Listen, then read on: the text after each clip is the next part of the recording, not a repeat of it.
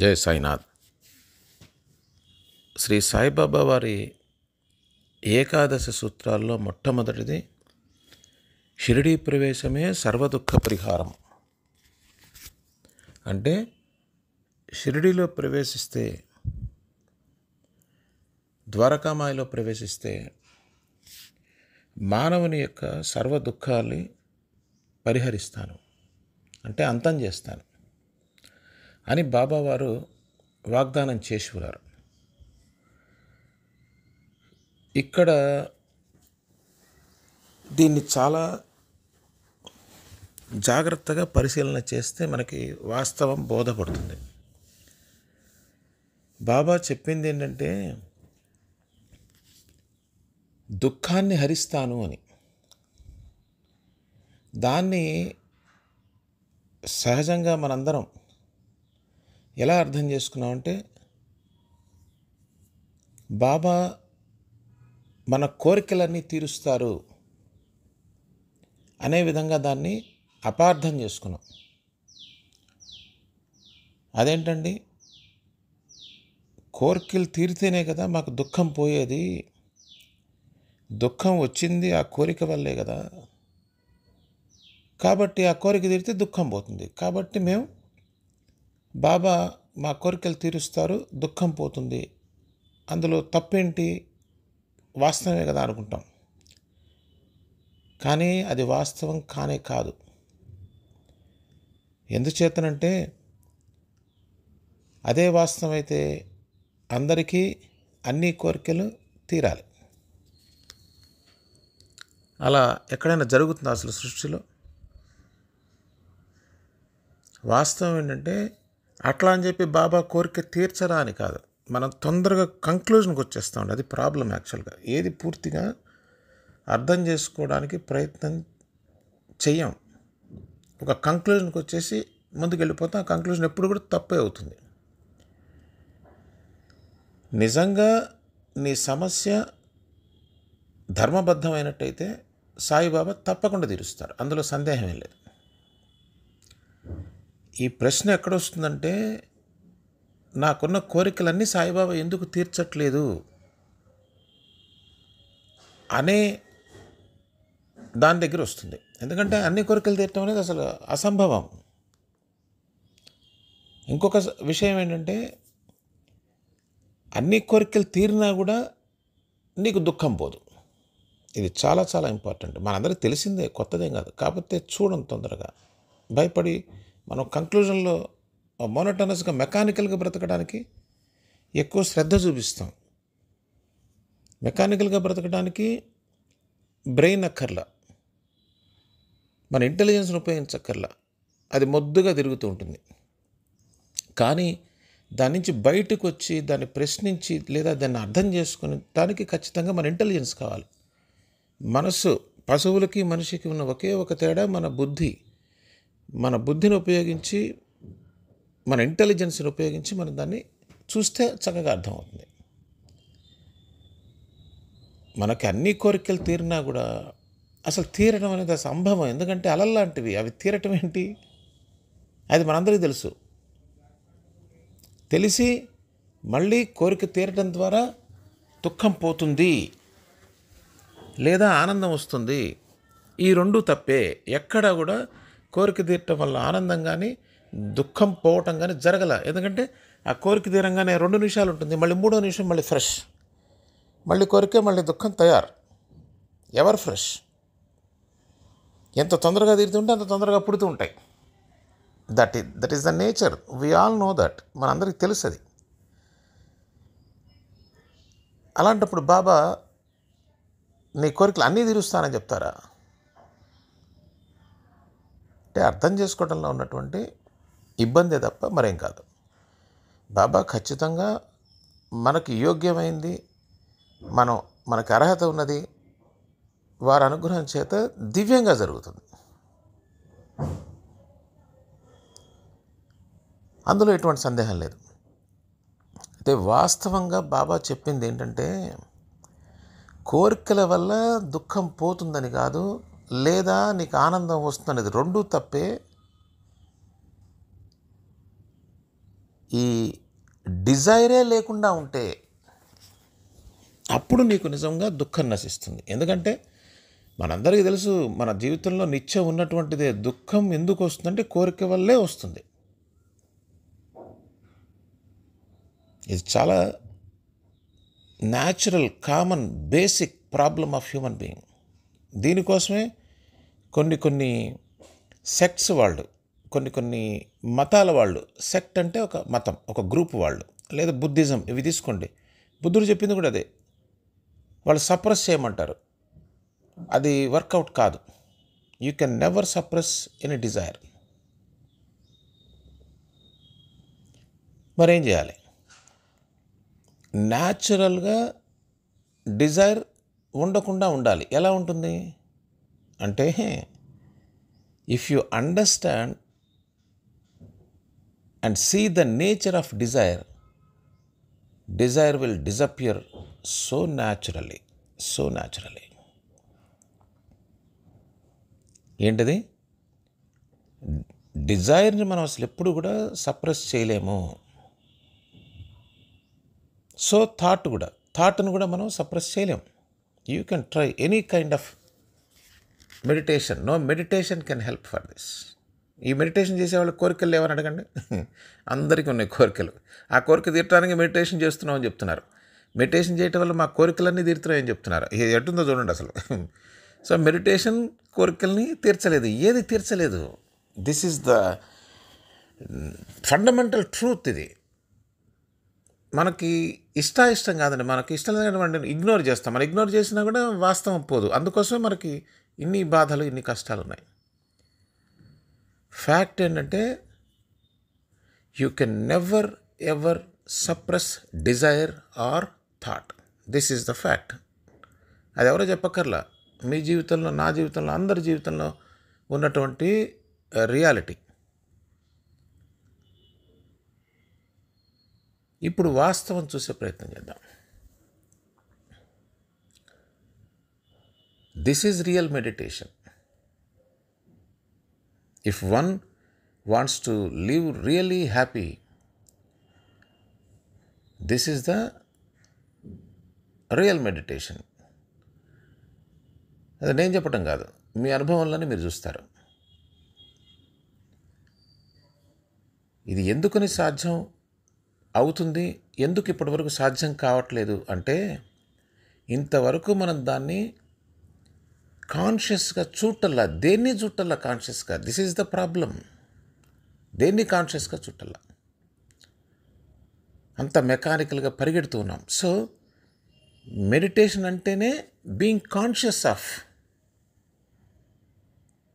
Life మొత్తం అన్కాన్షియస్గా నడుస్తుంది, మెకానికల్గా నడుస్తుంది. ఎలా అంటే by influence, by emotion, by force, by compulsion, ఇలా నడుస్తుంది life, which is utter meaningless. It is purely slavery life, బానిసత్వమైన బ్రతుకు. మరి అది అలా భయంకరంగా ఉంటుంది బానిసత్వం అనేది. అలాగా ఫ్రీడంలోకి రావాలి, ప్రశాంతంగా, ఆనందంగా, హాయిగా, ఒక పక్షి విహరించినట్టుగా హద్దులు లేకుండా నా జీవితంలో ఆనందాన్ని అనుభవించాలి, శాంతిగా ఉండాలంటే this is what. You don't have to believe it, see it. చూస్తే అర్థమైపోతుంది, మీకే అర్థమవుతుంది. ఒక్కసారి ప్రశాంతంగా కళ్ళు మూసుకొని, కీప్ ఎవ్రీథింగ్ ఎ సైడ్, అన్ని విషయాల్ని పక్కన పెట్టేయండి. మనసులో వస్తున్న అనేక రకాలైనటువంటి ప్రశ్నలు, అవునా కాదా, అన్నీ పక్కన పెట్టేసేయండి. ఎందుకంటే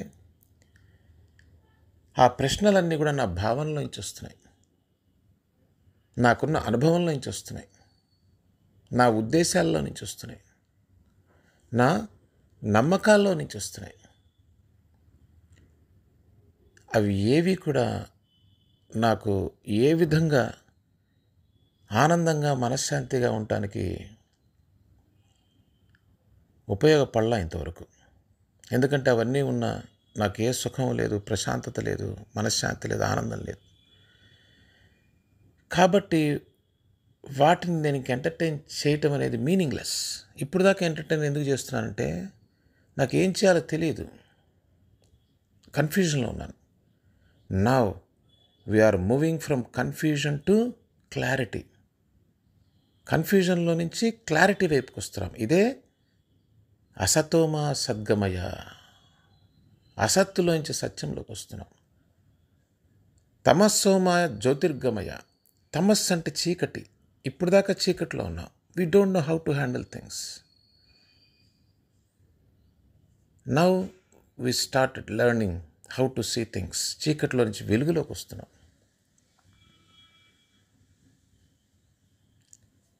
మృత్యోర్మ అమృతం గమయ. నిత్యం మృత్యు ఎప్పుడో కాదండి, మనిషి నిత్యం చస్తూ బ్రతుకుతున్నాడు. Because of so much complication in our life.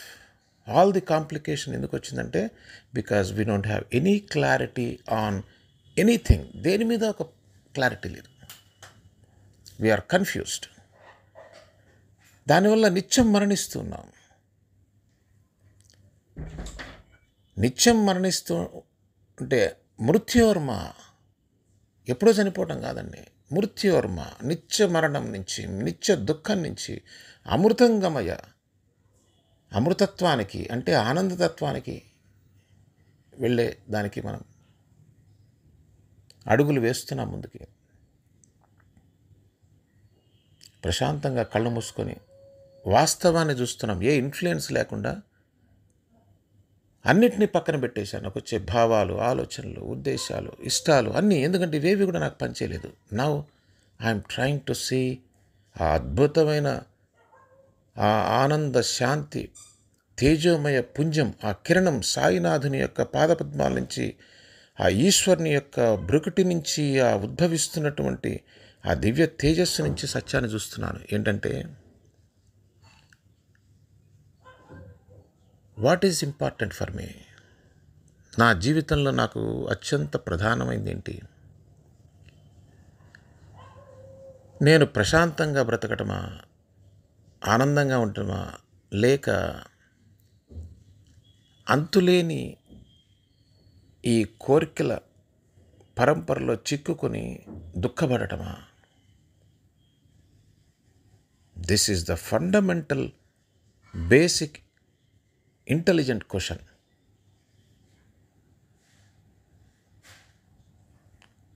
No matter ఎన్ని కోరికలు తీరుతున్నా, నేను అనుకోనివి వచ్చి పడినా కూడా I'm not happy. This is the fact, isn't it? So where is the problem? The problem is misunderstanding. అపార్థం చేసుకున్నా. ఏంటంటే ఈ కోరిక తీరితే నేను సుఖంగా ఉంటాను అనేది నిజమని నమ్మా. అది వాస్తవంగా పచ్చి అబద్ధం. నన్ను మోసం చేస్తూ ఉంది.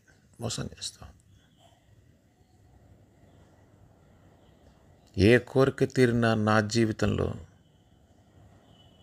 ఏ సంతోషం క్షణకాలం మించి నిలవలేదు. పైగా తీరిన కోరిక ప్రతి దాని వెనక కొంత దుఃఖాన్ని ఇస్తూ ఉంది. There is no single desire that can make me happy forever, or there is no single desire fulfilment. ఏ ఒక్క కోరిక తీరటం పూర్తి సుఖాన్ని ఇవ్వాల. ఎందుకంటే ఆ సుఖంతో పాటు కష్టం కూడా వస్తూ ఉంది.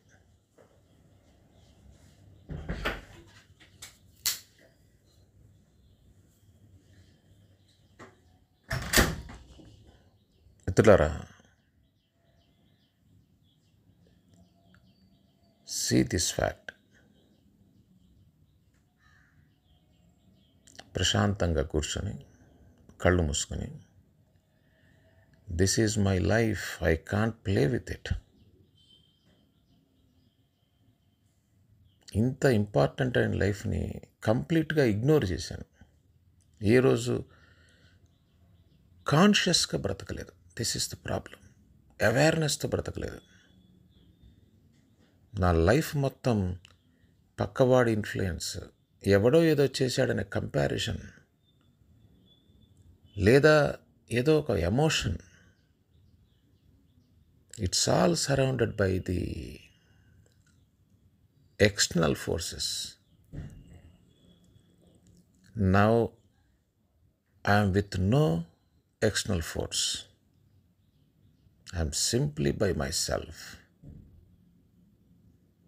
Even desire also external force.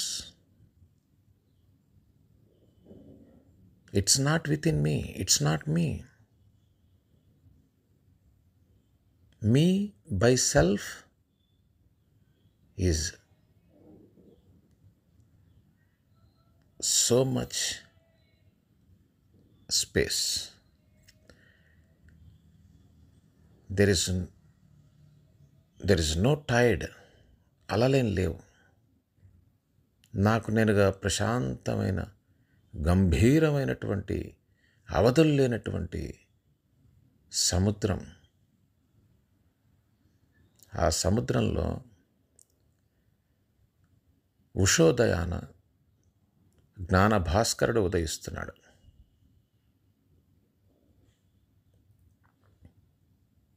ఆ నారింజ రంగులో వెలిగిపోతూ వస్తున్న జ్ఞాన భాస్కరుడు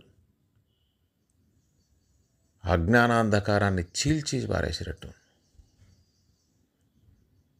నాలో తాపత్రయాలు, all external forces is just out of me. So విశాలమైనటువంటి ప్రశాంతమైన ప్రదేశంలో ఆనందంగా అవధులు లేకుండా ఎగురుతున్న స్వేచ్ఛ పక్షులు తప్ప అడ్డుపడుతున్న అలలు లేవు. ఆనందంతో ఉప్పొంగుతున్న తరంగాలే తప్ప. Dzire is absolutely outside. It's not within me. It's an outside agent influencing me. So now I have discarded all those external forces because it is all disturbing me. Now I am quiet. ఏ రోజు పొందని శాంతి ప్రశాంతము నా మనసుని ఆవరించింది.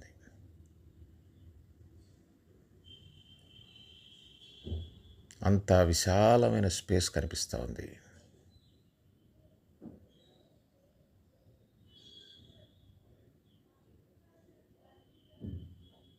ఇప్పుడు అప్రయత్నంగానే ఏ కోరిక నా మనసును తాకట్లా.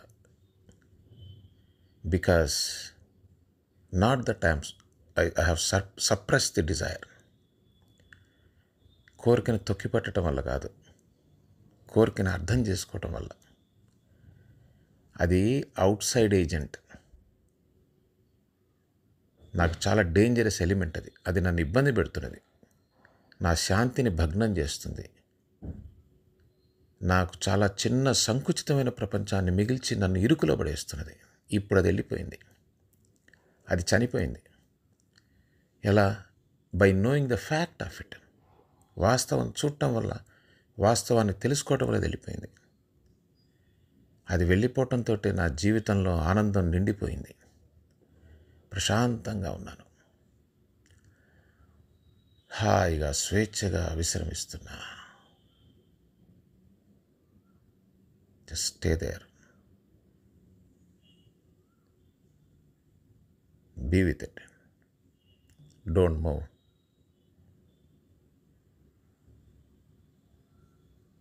Keep going. Continue.